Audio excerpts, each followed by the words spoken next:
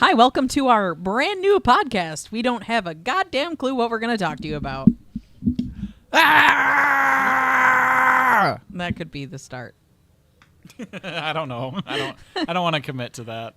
No. I'd have to be too consistent with the screen. I started mine with Monty with a very wild open, and apparently I have to keep that forever. Books. Books! Yeah. This is not about books. No, I don't do that. I just recorded a 4.5-hour podcast about books. I only read cardboard. Yeah, that's what he wants to talk about. Funny story, I don't read much cardboard. You read enough cardboard. Got anything on your mind? Cardboard. Yeah, just cardboard? No. You've been making proxies. Yeah. And we've Yeah. been. That's been kind of fun. Yeah. Oh, we should introduce ourselves. I'm Tiff. And I'm... Unless you want to use not real names. I don't know. I'm Av. I'm Lem. We're married. You know my real name now. I don't fucking care. I don't like where this is going. I think we need to determine an established idea of what we want to talk about. Yeah. And then maybe plan a little bit for it. No. No? No planning. Okay. Just talking. Just talking. So, what do you want to talk about? I think that tagline's taken, actually. I have no idea. Yeah, that's like Cody Rhodes' podcast. What do you want to talk about? Like, Oh. I'm pretty sure he has questions that he asks. Right? I don't know. I don't fucking watch. they like drink a specific brand of vodka. Isn't it his brand of vodka? Yeah, we can't mention it if we're planning on actually posting this podcast anywhere.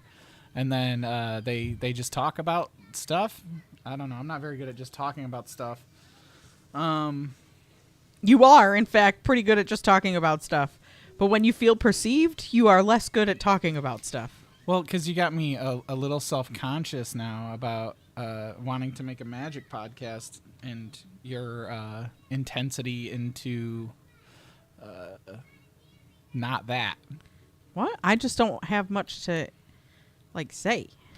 You always have things to say about magic, and then I can comment on them. Yeah, but I mean, I could ramble on for days on end by myself. That's all the fucking podcast is. I'm commentary, sir. Your commentary? Yeah. Well, tell me about how you feel about changes in brackets. You went on a whole fucking rant about how it is just a giant pet peeve of yours to have stores holding bracket. Okay, yeah, that's actually a good place to start. So we haven't even we mentioned cardboard. We're talking about Magic the Gathering. You've also mentioned Magic. Have at I? This point. Yeah, you said that I made you self-conscious about pushing it towards a Magic narrative. So yeah, we do a lot of Magic stuff. More me than her, but she does play a lot of Magic with me, and we've been playing Magic together for 15 years. Since 2009. 17 years. 17 years together playing Magic. And, been playing Magic for longer than that. Yep. Yeah. Together, though. Together, 17 years. Because we're fucking old. But, we play a lot of Commander together on, Tabletop Simulator with some friends. And we also have a vast collection of real cards. We don't just play on TTS. She spent a bunch of time in Mana Box lately. But, yeah, just a little bit about, Magic background and everything. I guess we can go into that so that if this is the first episode, we kind of this is indeed the first. We're doing it live. We're doing it live, uncut and raw, coming at you with our pure thoughts, and holy shit. There's nothing holy about that. No. But yeah, so I mean, I used to make fun of the Commander players. I was that guy that was like, that's never going to take off. 60 card format is the only way to play so Magic. Much so that when he started forcing me to play Commander, I was like, this is garbage. Why don't we go back to regular fucking Magic? And he won't. So yeah, it was strange. And I loved Standard. Standard was my favorite thing to play, and bread and butter. I was playing in regional championships, Grand Prix. Not ever doing like well necessarily, but I actually had a Tumblr blog about Magic and about brewing against the meta, and I would take that to every Friday Night Magic at locals and make a new deck every week to brew against the meta and see how I did, take it back, write a blog about it, what went well, what didn't go well, what game 1, 2, 3 would look like. That was a lot of fun. Then we kind of took like a financial breakaway from Magic for a little bit just because... Because if you're a fan of Magic the Gathering, you know it's a money hole. Yeah, it gets pretty expensive, and I came had across children some in the- content, and it made me more interested in Commander. Like, at this point, we each had like one Commander deck that we built just because some of our friends would play it, and I had an old Commander deck that I had in New York that was... God, the first one I ever made was Kemba Ka Regent. That was the first Commander deck I ever made, and it was a mono-white equipment deck, and at the time it seemed unfair. And then I switched it to a Talrand mono-blue that actually made my friend quit Magic entirely because he made a Goblins deck. And he kept playing. Yeah, eventually he did come back. He did but scoop and walk away for like a month and a half. Yeah, he walked out of our house. Yep, he just walked out. The He salt said, "Fuck factor this, was- fuck you, fuck everything," and he walked out. The salt factor was kind of off the charts for that. And I mean, that's my fault. I made a deck that was all counter spells, bounce spells. That deck never lost. Yeah. I don't think it ever lost. Yeah, I just took it apart, but like, I mean, it's kind of a meme commander, and it wouldn't hold up in like with today's cards, but 12, 13 years ago, actually it was longer than that. We moved to Texas 2014. Yeah, so I mean, yeah, like 13 years ago, it kind of did hold up. It was kind of broken. It was. But I just say that to say, like, okay, so we each had one commander deck that we would play in, like, pods of 3 with or something. And mine was Dramoka, not the Dragon Lord, the original one, and hers was Olivia Voldaren. I still have that deck. Yep. And I still have Dramoka, I just don't play it as much. I don't play Olivia because there's never a time where I can play her. Yeah. Or any of the cards in my hand. Yeah, she kind of gets hosed out. And You know what's the worst part is I could play Olivia, get so mana fucked every round, never get to play a goddamn thing. I lend that deck to my friend. He also has the same problem. Can't fucking draw a land to save his life. We give it to Lem. Plays like a fucking beaut. Yeah, one of these days she'll realize I just cheat. No, I don't I've know. been saying that for so long. I think that's another topic we can touch on after the bracket stuff, because I think it's something a lot of people are talking about more. But I'll put a notch in it because I don't want to ADHD the hell out of this. Oh, that's all this is going to be. Yeah, I know. 2 people with ADHD talking about stuff. I'm in the reins, bitch.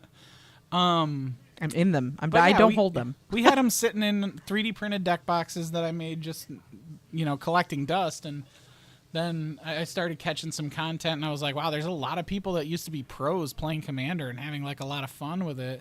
And I think the thing that really got me, because I was like playing Hearthstone, I was playing Marvel Snap, I was playing Arena on my phone, and like getting Mythic and Standard and everything. And I played a little bit of Brawl on there, but really, I mean, once I saw like Brian Kibler playing Commander and having fun, I was like, dude, that's a pro. Like, and he's having fun playing Commander. I should probably give it another shot. And I just sat down, went through my bulk, and like when you have a lot of bulk sitting around, We have probably close to 30,000 cards. Yeah. That's a lot of fucking bulk. yeah, when you have a lot of bulk sitting around and you only need like one of each of certain cards, like I just sat down and powered out like 4 Commander decks in one sitting. Powered And- out like 45 over the course Yep. of like a month and a half. No, not that short a time. was. It was about a year that it took me to get to this, but like, yes, right now we have probably upwards of 50 Commander decks, and yes, I do continuously update them, and yes, I do take some apart, but it's so No, hard. mostly he just buys boxes to hold them in. It's so hard.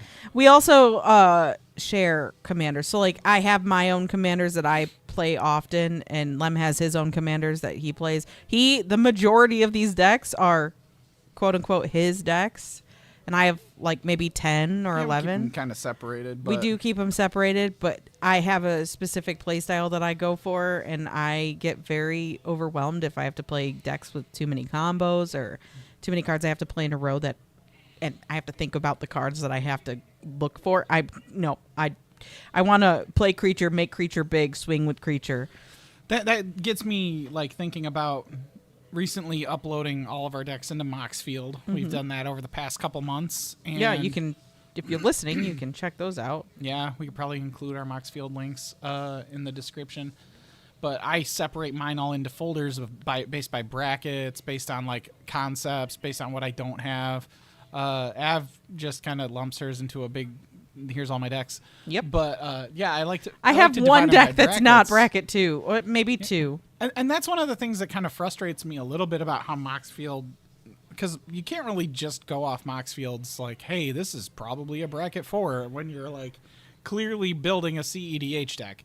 And it's like, if the difference between bracket 4 and CEDH is you're combating a meta, how is Moxfield going to tell you like that can't combat the meta? Because if your whole thing is to combat the meta, like it's all in, like you're doing it actively. Yeah. So I like that you can go in and automatically and like force assign a bracket to it. But then like bracket 3 is a weird one, right? And this is kind of what my rant was about last time. Her and I just talked.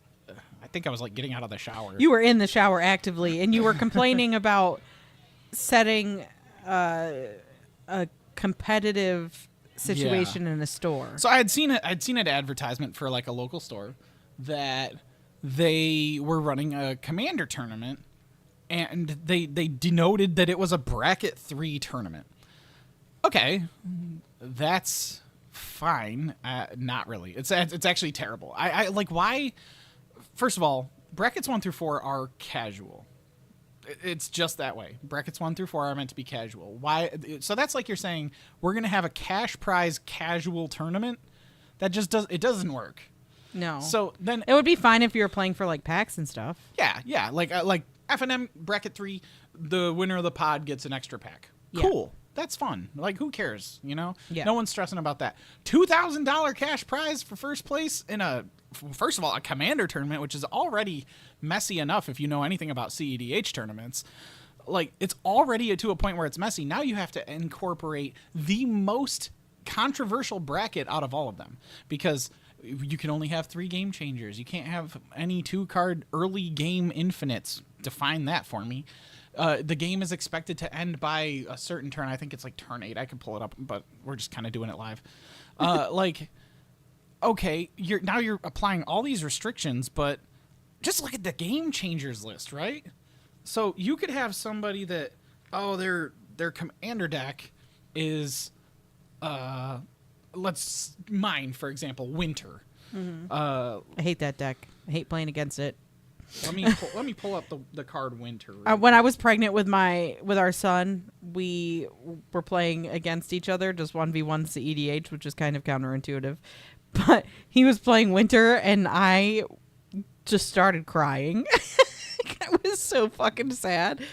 Yeah, so Winter Misanthropic Guide. I had what was originally like a bracket 3 of Winter, right?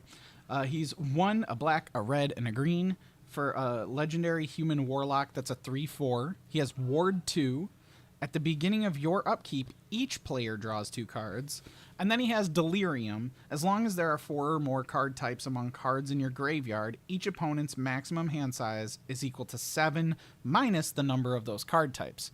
So if you have 7 card types in your graveyard, everyone's max hand size is 0. Yeah, that was the part. Everyone but yours. That was the part that made me cry. Yeah. So I was like, how am I supposed to play? But to counteract that a little bit, everyone gets 2 cards on my turn.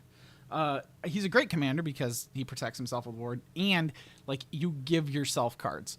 So I in this deck had Crop Rotation, and You might have to say what that is, because like I Crop don't. Rotation is an instant for 1 green, and as an additional cost to cast it, you have to sacrifice a land.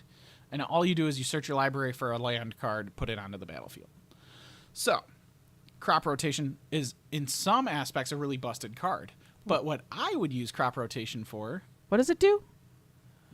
You sacrifice a land in addition to as an additional cost to cast it, Yeah. and then you search your library for a land card and put it onto the battlefield. So, what's the point? So the point is, Oh, to get a land in your graveyard? in CEDH, the point is you go and get Gaia's Cradle. Oh, because that's a land. That makes sense. Or in some games, it's an instant speed way to go and get Talon Gates of Madara. Now you just used a 1-mana spell to phase out a creature. Some other tricks, but what I would do, I was just trying to figure out what's the fucking point. so in winter, the point of it was I would sacrifice an artifact land and then go get a different land. Because then you have an artifact and a land in the graveyard. Artifact and a land in the graveyard and an instant. So in one cast, I'm putting 3 types into my graveyard.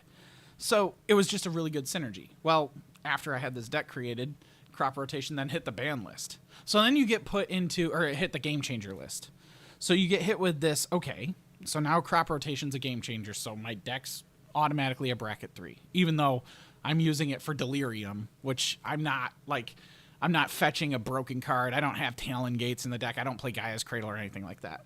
So now I'm left with this choice of, okay, they changed the game changer list on me. And granted, I have a large collection. I can go ahead and edit this either way I want to. I could go down to a bracket 2. I could keep it a bracket 3 with this one game changer. Or I can add 2 more game changers to keep it bracket 3 now.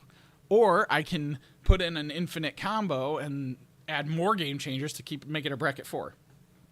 So my deck that was a bracket 2 deck now became a bracket 4 deck. It did not feel like a bracket 2 deck when you played against it. When you Right. Like, it was terrible. I hated it. Oh my god. So that's another issue with 2 to 4 in terms of brackets. Less so 4 because 4 has its own issues, but bracket 2, you can have a deck that feels salty and is annoying, but by all means, it meets the threshold of what a bracket 2 deck is. So me making you discard cards, yeah, it doesn't feel good, but it's not exactly a win more strategy. And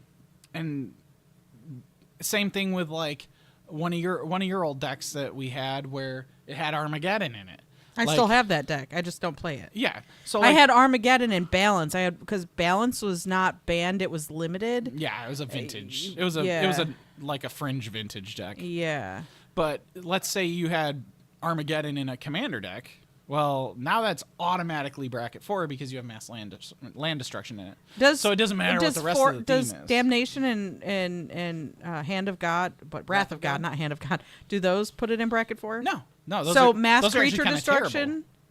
Yeah, mass creature destruction's totally fine. That's a bracket 1 strategy if you care about it. But I find that silly. Once you get to talking about destroying lands, it's guaranteed automatically. I bracket fucking 4. love destroying lands. I know it feels good for you when you do it. I really loved playing Armageddon and Terravor. Yeah, it doesn't feel great for your opponents, and that's kind of why it's moved into like the bracket 4 territory. You know what doesn't feel great for opponents? What's that? Having no hand. Yeah, but they do get a hand on my turn every turn, 2 cards. Yeah, but And then when they get their draw, it turns to 3 cards. It's value. okay. But that's beside the point. So what I'm getting at is, okay, so now you're holding like a casual tournament for a bracket 3 when that bracket 3 deck could be 2 cards away from being a bracket 2, or it could be like 1 combo piece away from being a bracket 4. That's my frustration. How are you going to have a tournament that's a casual format and call it a cash prize competitive tournament? When the bracket could change so much or be so variable. Like, okay, cool. If you do bracket 4, that's one thing. I get it. Some people don't like the term CEDH. Some people don't want to call it bracket 5. But if you're going to have a competitive tournament, it should just be bracket 5. That's the whole point of the bracket. CEDH is competitive EDH. Yeah, competitive Elder Dragon Highlander is what it is. It's like the fucking, hey, let's build the stack 40 cards high and then have fun.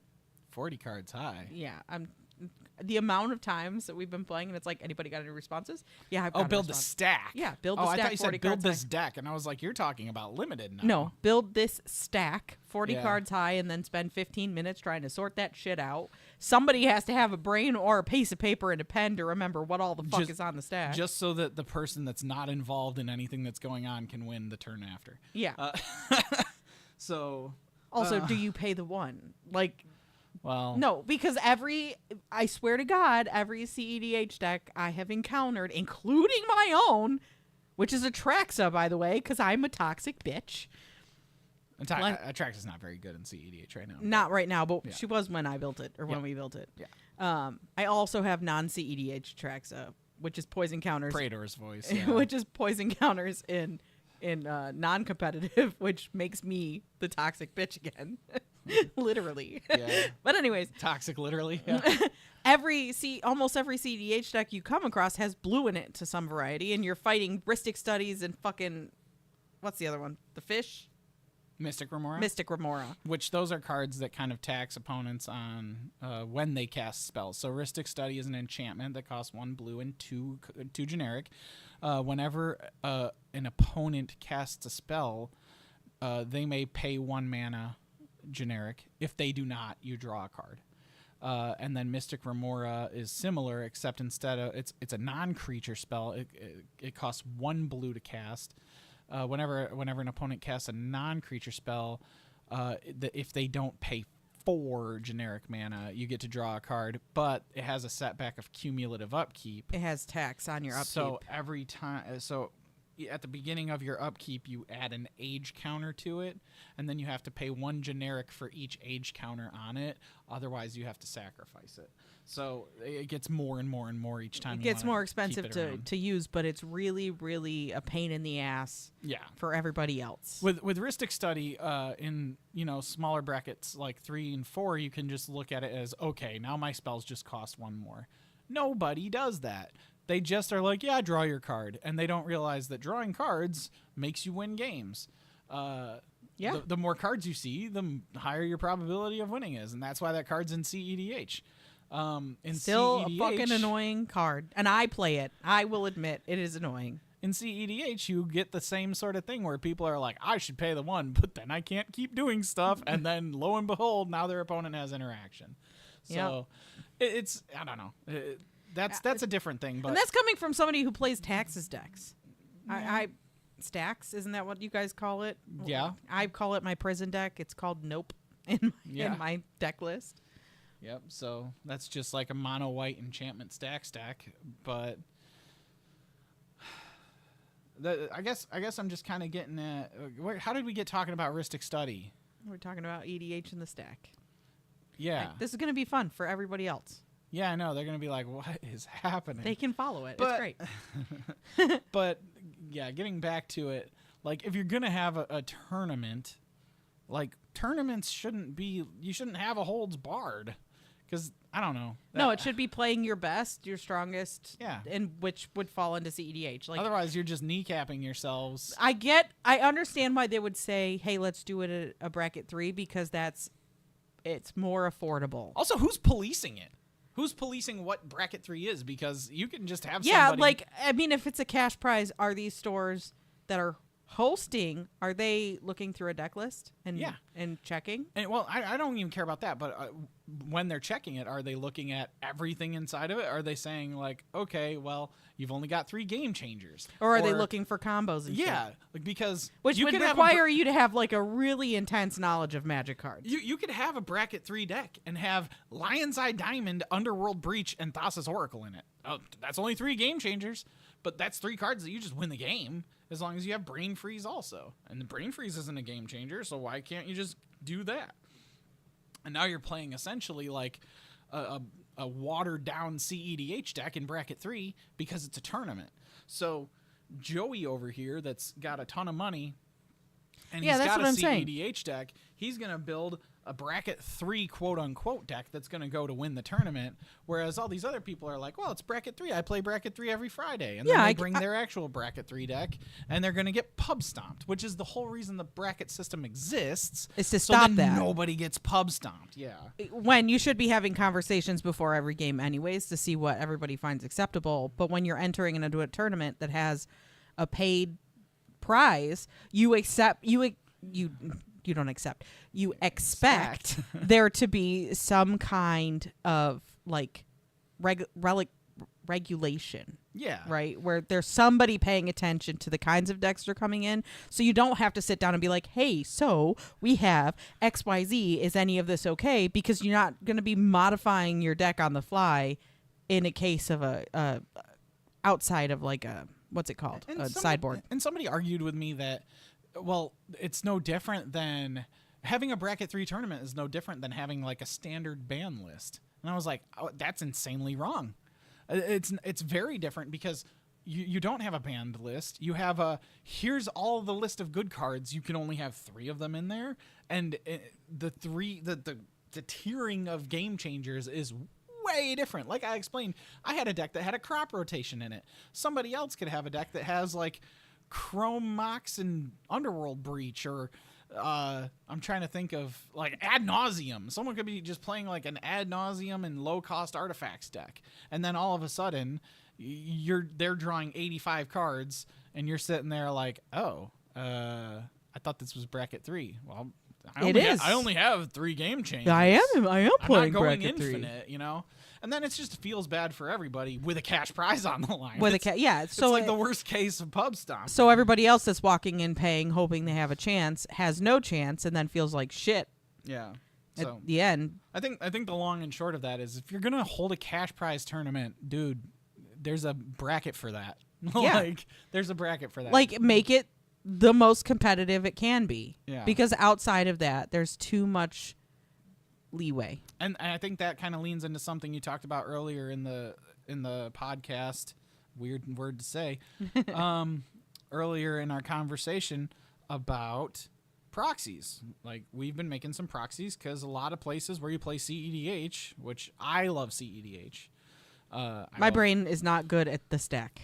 Yeah, it's fine. She doesn't give herself enough credit. But I love CEDH, but CEDH is a proxy-friendly format for the most part. Because nobody has $40,000 to buy all the cards you would need to be actually competitive. I know that's an exaggeration. Well, no, it's just another like sidebar because that goes into another conversation, which would be like the reserve list and why it's like Wizards just essentially treating Magic like stocks, so that people that had this and now it's worth a lot of money don't lose money if it gets reprinted. Well, you have to think about it this way. It's like when, was it Dockside got put on the ban list or whatever, and people lost their ever-loving minds because that card was worth a lot of money. Yeah, and I think that affected you specifically because you bought the card and then the ban list went out. And it was like, wow, this just dropped in value. Yeah. And yeah, I was definitely... Like, I get it, because people were fucking up in arms about that ban list. Well, that ban was... it kind of was... Like, they could have had a ban of Dockside where they just, like, shiv someone a little bit with a prison shiv. Mm-hmm. This was them, like, unloading an automatic weapon into a crowd of people because it was Dockside, Extortionist, Mana Crypt, and Jeweled Lotus that all got banned, and all 3 of those cards were over $100 or like around $100. Mm-hmm. Played in like every competitive Commander deck. Played in a lot of. We didn't have brackets at the time, so they were played in. No, brackets came out right after this. Yeah, because of the controversy. But that's what I'm saying. Like, wanting to make that reserve list to kind of keep cards in the cost that they are, while it sucks for people trying to break into being able to play CEDH, I understand how they're protecting their own interests, because if your whole entire player base that holds the cards that are worth something are just like, fuck all of this, fuck you, fuck everything, their real stock could go down. You know what I mean? And I think it's fine because, like, for CEDH specifically, it's adapted to a proxy-friendly format, and it's more inclusive because, your average CEDH pod, while you'll have people that will be like, oh, this is my deck, look at how blinged out it is, I'm flexing on the price of it, they don't care if your deck's like $800 cards and like $12,000 in proxies. No, they care about what the cards are. Yeah, they want to play the game. Yeah. Like, people want to play the game. That's one of my favorite sayings. When Lem opens cards, he's like, oh, this card is $180. And I'm like, great, are you ever going to sell it? No, then it's cardboard. Yeah. I don't care how much it costs. Just play it. Does it make you happy? Yeah.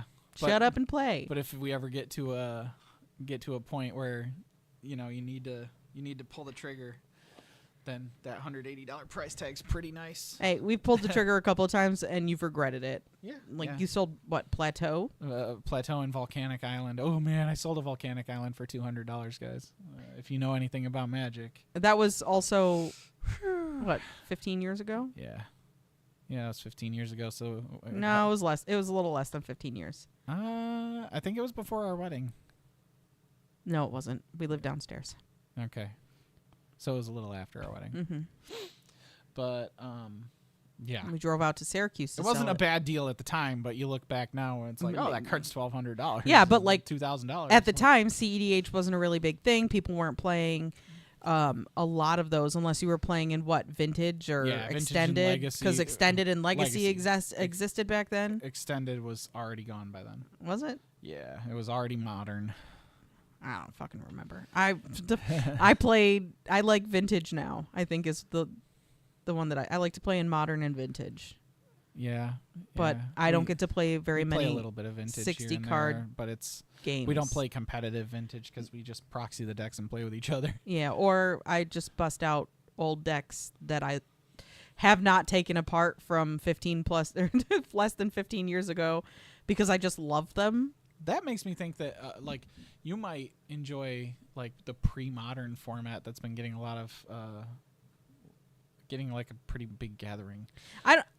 I so terribly miss Black White Flight as what I called one of my decks. It's a little newer than what pre-modern would be because Divinity of Pride is in it. And it was my favorite deck. It won often. Yeah, when I played it, it was a good deck that, like in its standard format. But if I could make that deck a CEDH or not a CEDH, no, an couldn't. EDH deck, like if we could take that thought and make it Commander. I don't know who the commander would be. Well, you kind of already got there because I mean, sort of. It's literally just a flying deck.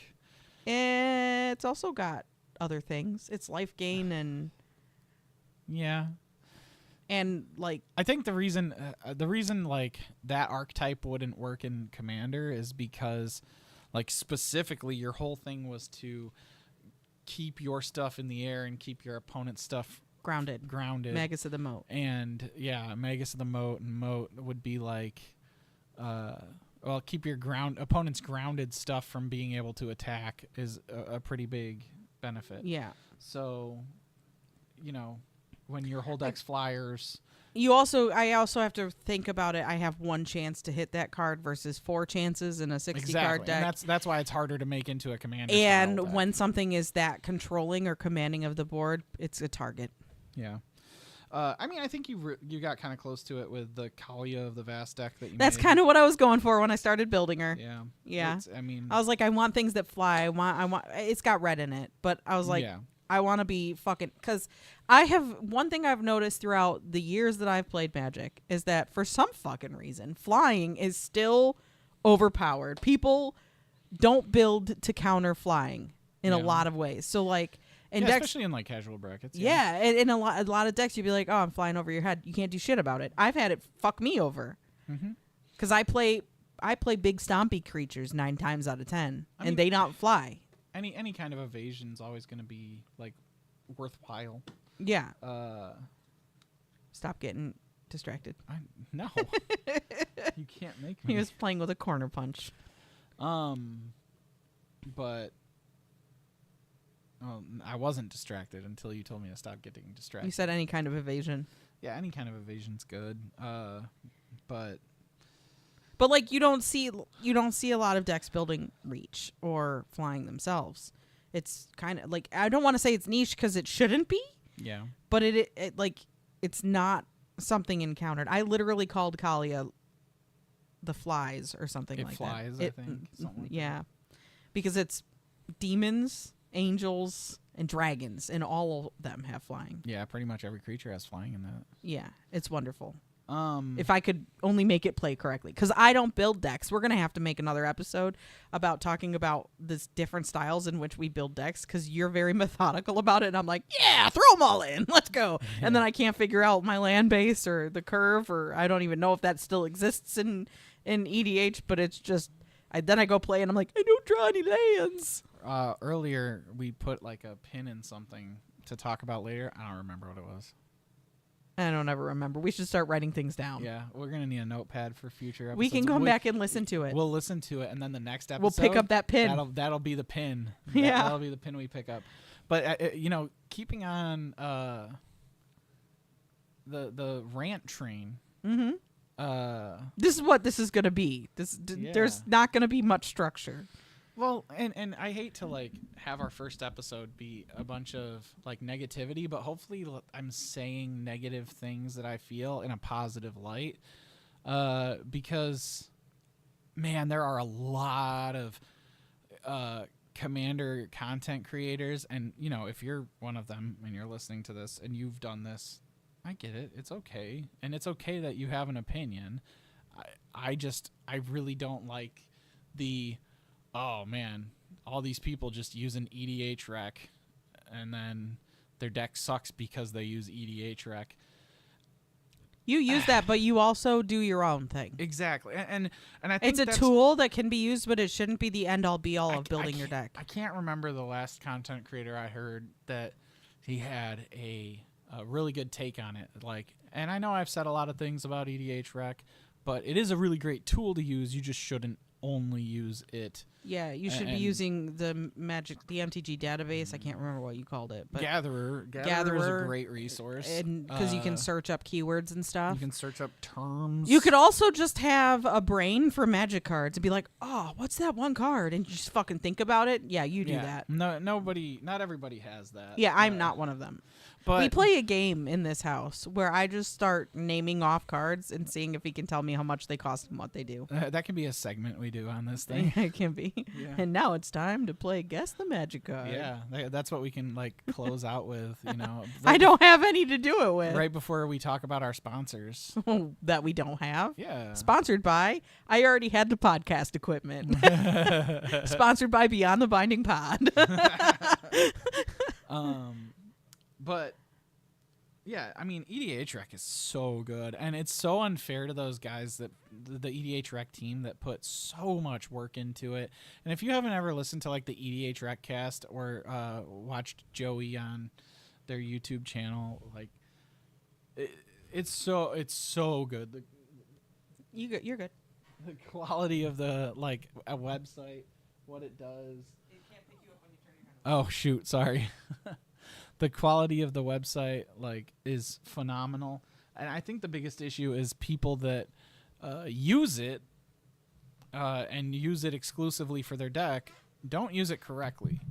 So I was showing somebody how our friend Tuna, I can say that because hi Tuna, I can say that because it's not your real name. It might as well be. It might as well be, but it isn't. So I was teaching him how I my deck building methodology. Yes. And I always start with EDH Rec because it doesn't make sense not to, when you can type in a commander's name and you get cards a that have synergy whole bunch with it. of high synergy cards. That's something that the Gatherer database can't do. But the problem is, let's talk about Atraxa Praetor's Voice, right? So let me pull it up because I'm pretty sure it's a 4/4, but I want to make sure all the stats and everything I get right. I could pull it up on Moxfield. I've already got it. Okay. So Atraxa Praetor's Voice is a 4/4 legendary creature, Phyrexian Angel Horror for green, white, blue, and black. Has a couple of keywords: Flying Vigilance, Death Touch, and Lifelink. Yeah, she's great. And at the beginning of your end step, Proliferate. Proliferate is choose any number of permanents and or players, then give each another counter of each kind already there. It basically is hey, you got counters, you want more counters? Yeah. of any kind. Yeah, including poison. And I get to choose, and usually I'm just like, no, we're just gonna bump up those poison counters. But this is such a great commander to talk about the limitations of EDHREC. Because if you just type in Atraxa and you pull up high synergy cards, well, what are we using Atraxa for? Are we using Atraxa to put poison counters on your opponents and win the game fast? Well, no, because she doesn't have poison. No. Well, I'm saying... chill. She doesn't have toxic. She doesn't. Well, unless you make her. Yeah. But are we using her for that method? Are we doing Atraxa where we're just doing +1/+1 counters? Are we doing Atraxa where we put -1/-1 counters on our opponent's stuff? Are we doing Atraxa where we put loyalty counters on I've never planeswalkers? thought about using her to proliferate -1/-1 counters. Yeah. And just killing creatures that way. Or planeswalkers. Loyalty counters are counters. Yeah, I knew that. I knew I could fuck with that. So it's just, there are so many different ways to build Atraxa. So if you are going into EDHREC and you're just typing Atraxa and then you're just going down to the list of cards, you're kind of just shooting yourself in the foot, because then you're going to see some planeswalkers, you're going to see some infect cards, you're going to see some +1/+1 counter cards. You don't want all that, because then your deck's going to be just a hodgepodge. Yeah, that's what I usually wind up having. So when you do that, when you type in Atraxa, it gives you options underneath the as commander where you can kind of pick a theme of the deck. Yeah. So when you do that, then the tailored high synergy cards and the tailored new cards and the artifacts, creatures, they make sense in terms of what the deck is. What you're trying to do with the deck. Should you limit yourself to only those cards? No. Sometimes it's just the best 100 cards that you're going to get in this list of cards that they give you. But you should not limit yourself to only looking at those. Yeah. There's just so many other resources, including, and people often forget this one, but like the boxes of Magic cards you have in your closet. Yeah, just search. Just go flick through them, because Not everybody has a crazy wife. No. Goes through and sorts by Not everybody has cataloged commons and uncommons. Catalog commons and uncommons and rares sorted by color, and then within that, But like, mana cost. if you love Magic cards, you probably love flicking through them here and there. So like, I don't know. That's a good way to read cards. find cards, because you might find a card and be like, oh, that would actually be pretty cool in that deck. You know, when I was first taught how to build decks, that was exactly how I was taught. There was no recommendation. Like,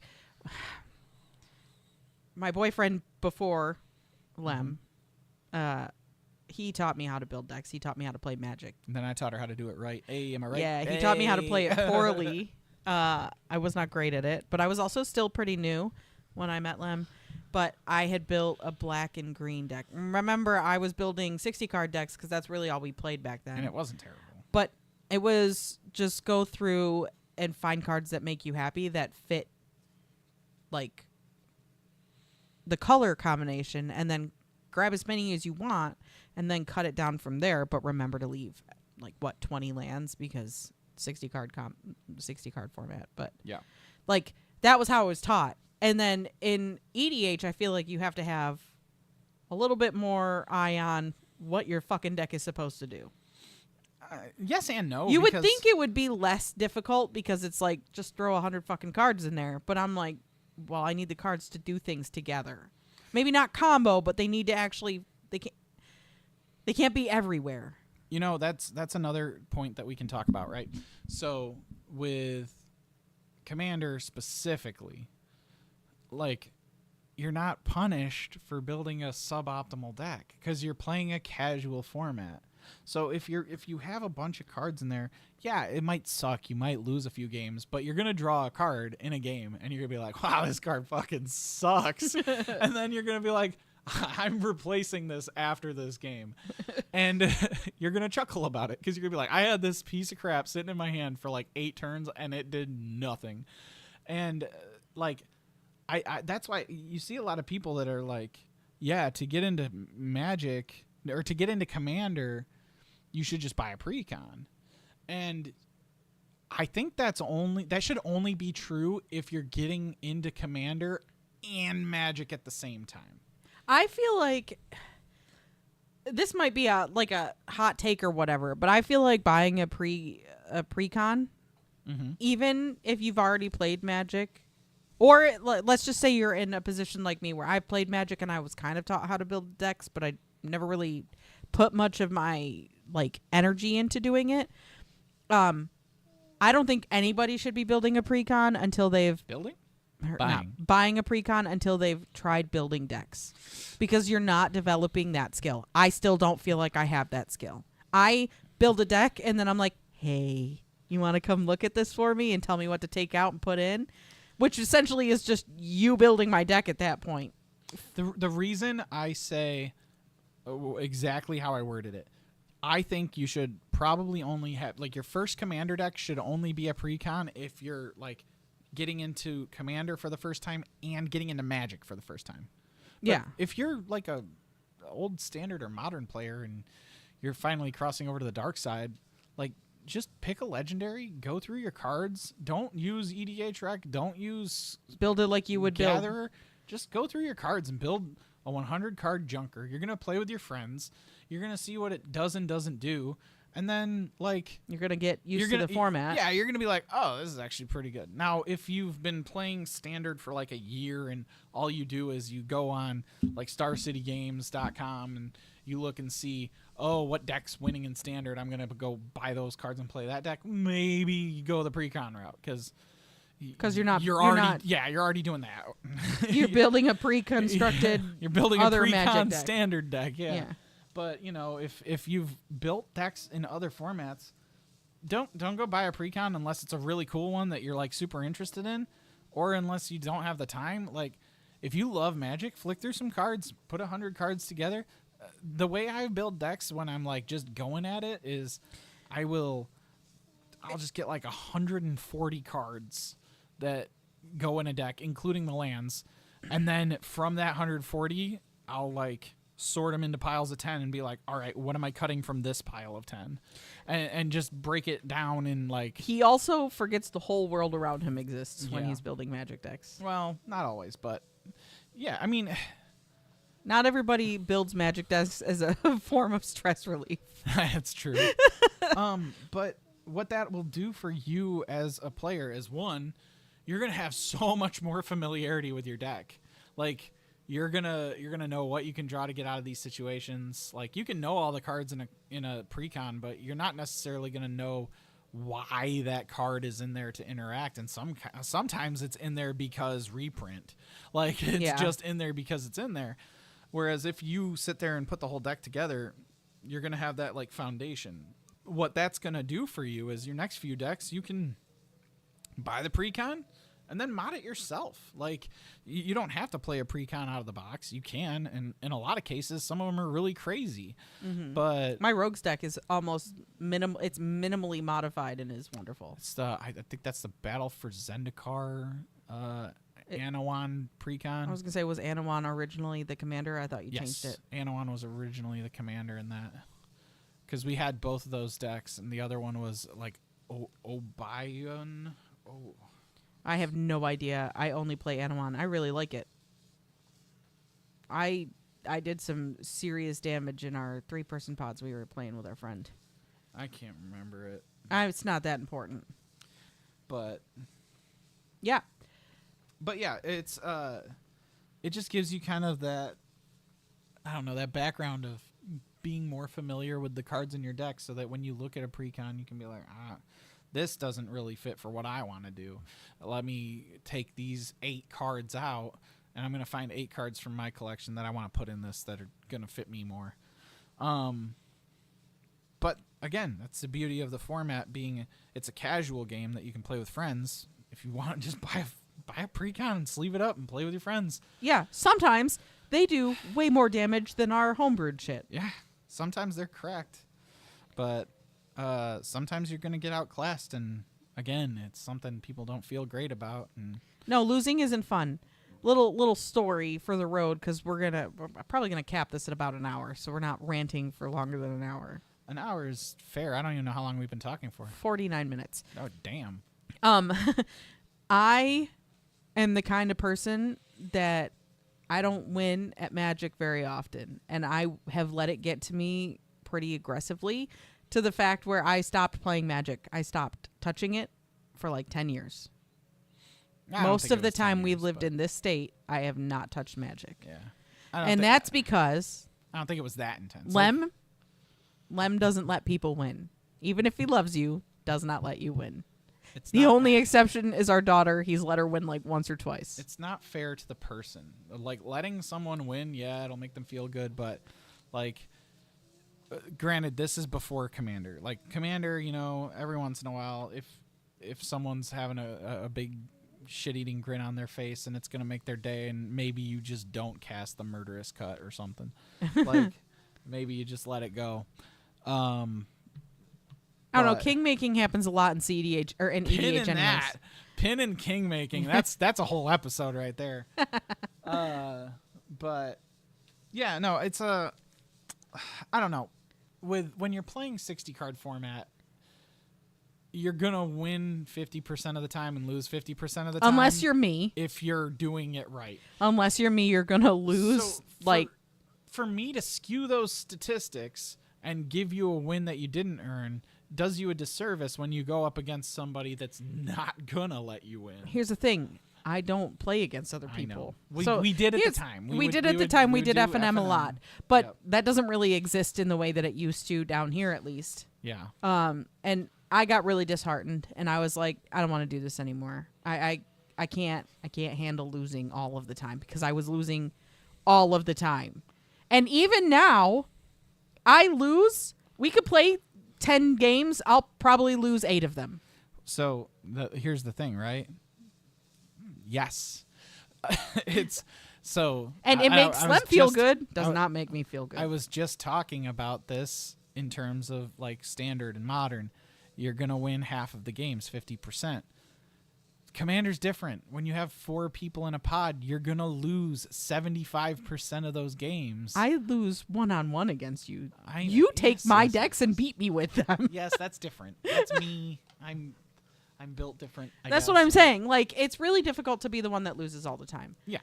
And it can make you feel a certain type of way, but I will say that one thing that playing with people who play better than me has taught me is to be a better player. Yeah. Right? Like, I could be taught by when I started playing Magic, I was taught by somebody that I thought was the best Magic player I knew. I learned that there were better. Obviously. Yeah. Right? But I could only go as far as he could take me. 'Cause there's not a challenge at some point. There's annoyance. Playing against flying ninjutsu pirates is really fucking annoying. Well, there's also that, like, lack of drive to do that. Like, he didn't care if you were better. He just wanted to. He wanted someone to play with. Yeah. But you don't even care if I'm better. You also just want someone to play with, but you don't want me to feel bad about myself. No, I always am showing you different, like, lines you should or could take.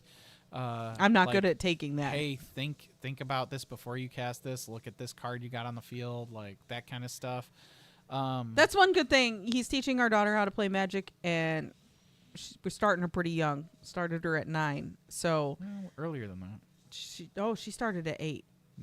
7. Was it 7? Yeah. Oh well. When we were like, you can fucking read, you can do it. Yeah, right? You can barely read. We're learning Magic. But the kid wins more games than I do. And she does it because she's like, this card's cute. This card's cute. It gives all my creatures +2/+2. She also plays fucking Bumbleflower, which is That's why she wins. It's the deck itself, but She's like, ooh, bunny. And then we're dead. Yeah. Oh, God. We've been trampled, literally, by a horde of bunnies. No, we've been flown over because that fucking rabbit gives things flying. It's like you said earlier, nobody can stop flying. But, no, it's... We put a pin in about 8 different conversations. We're going to have to come back and listen to it because I have really severe ADHD and can't remember a goddamn single one of them. So I'm going to go back and listen. I do remember one thing that we said we were going to close out on you making me guess a random card. Okay. We'll see if I can get it. Okay. Hold on. I got to find a card. Okay. So I've pulled up. Maybe we should, like, in the future, like, just have some music for this. Like, For the background? Yeah, something that just like Behind. do. Like You're like asking a lot of me. I have figured out how to merge 2 lanes of sound into one today, and I feel like that is a win. I don't know how to add music. I'm sure I could do it in the editing software, but I don't really. We'll do it in post. It's fine. Yeah, I don't do any editing. I don't do any editing on my podcast, my book podcast. That's messed up. I used to take out any long breaths or pauses, and I was like, you know what? I'm not doing that because it takes like 3 hours. Also, like we're gonna create like a tagline. Okay, what do you I'm want? not sticking with the screaming. What do you We also have to figure out a name. This was a really on the fly thing. Yeah, I already had a name figured out. What do you want? Do you want the name of the card or what it does? You can do either way. You can read me like the mana cost and what it does, or you can give me the name and I can try to tell you. I'm probably gonna fail because it's the first time we're doing it. Yeah. Okay. 3. It's 3. 1 colorless, red and green, and creature spells you control can't be countered. Non-token creatures you control have riot. Oh God, I think I actually know this. Rhythm of the Wild. Yes. That is what it Yeah. is. See, I told you. And I go. promise you, we're not cheating. I had it on my phone. Let's go. I'm telling you, it's wild. Hey, that's a Ninja Turtles card right there. Is it? I don't know. I just scrolled until I got bored.